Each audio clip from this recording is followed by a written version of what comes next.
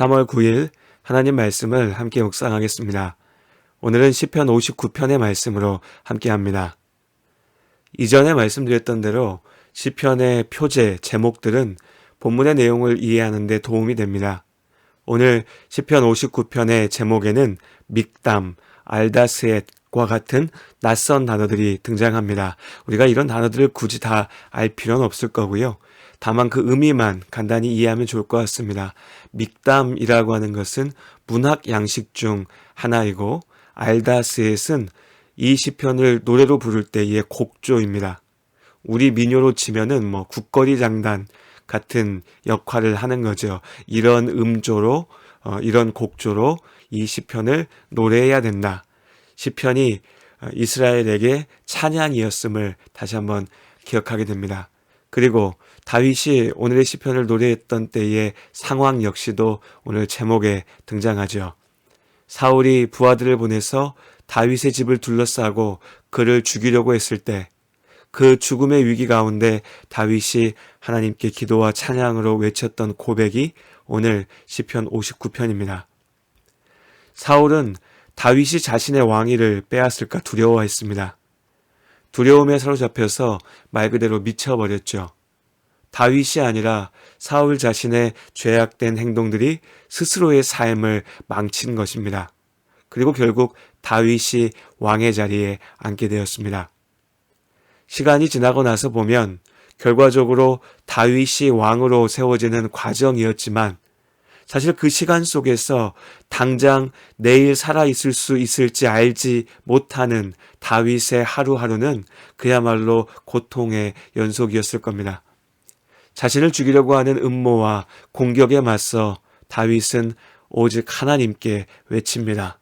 오늘 1절과 2절의 말씀입니다.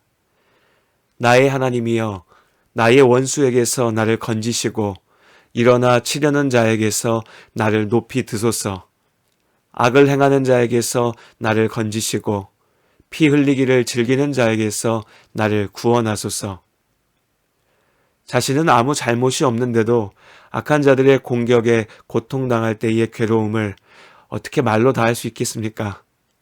그 고통의 순간에 다윗은 오직 하나님만 의지합니다. 그러면서 오늘 6절과 7절에서 다윗은 자신의 대적자들, 자신을 공격하는 이들을 개떼에 비유하고 있습니다. 그들이 점으로 돌아와서 개처럼 울며 성으로 두루다니고 그들의 입으로는 악을 토하며 그들의 입술에는 칼이 있어 이르기를 누가 들으리오 하나이다.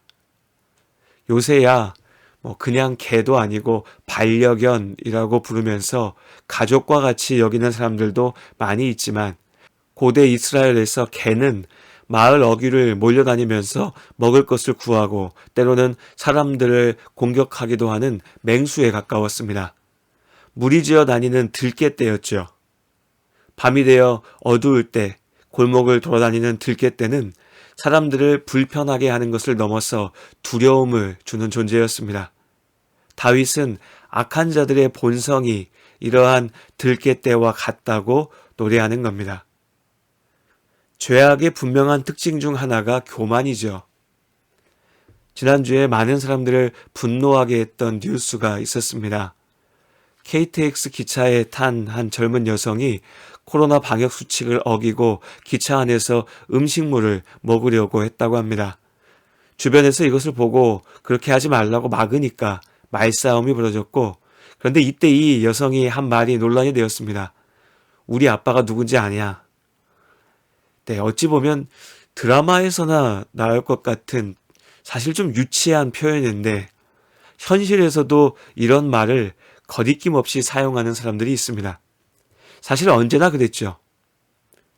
또 얼마 전에 부산에서는 한 국회의원의 젊은 아들이 술을 먹고 걷다가 시비가 붙어서 다투면서 역시 내가 누구 아들인데를 외쳤다고 합니다. 이들의 공통점은 자신들의 아비에게 힘이 있으니 내가 무슨 짓을 해도 상관없다고 생각한다는 겁니다. 지독한 교만이죠. 진짜 강하다는 것이 무엇인지 모르기 때문에 자신들의 추악한 죄악을 오히려 자랑하고 큰 소리치는 겁니다. 이것이 악의 본성입니다. 이 젊은 사람들의 잘못된 행동이야 물론 잘못이지만 또 어찌 보면 그냥 웃어넘길 만한 그런 사소한 일일 수도 있지만 문제는 정말로 많은 사람들을 해치고 고통을 끼치는 죄인들 역시도 오히려 누가 나를 막을 것이냐라고 큰 소리 친다는 겁니다. 다윗의 때에도 그랬고 오늘날도 마찬가지죠. 악을 자랑하고 높이는 겁니다. 창세기의 살인자 라멕 이후에 죄인들이 보이는 모습, 죄인들의 길입니다.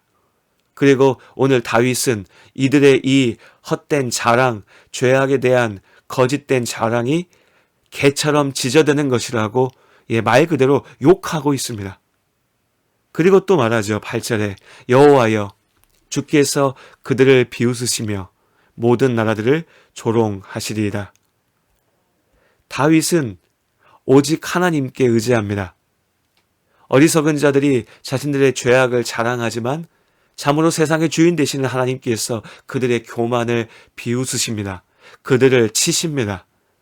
악한 무리를 흩어버리시고 스스로 입으로 내뱉었던 그 저주와 거짓으로 그들이 무너지게 하십니다. 하나님께서 죄인들을 심판하심으로 하나님의 살아계심을 세상에 보이시는 겁니다. 오늘 다윗은 15절에서 다시 한번 이 악한 자들을 들깨 때에 비유합니다. 그들에게 점으로 돌아와서 개처럼 울며 성으로 두루 다니게 하소서. 그들은 먹을 것을 찾아 유리하다가 배부름을 얻지 못하면 밤을 새우려니와. 앞서 6절과 7절에서 무리지어 다니는 개들은 으르렁거리면서 사람들을 위협했습니다.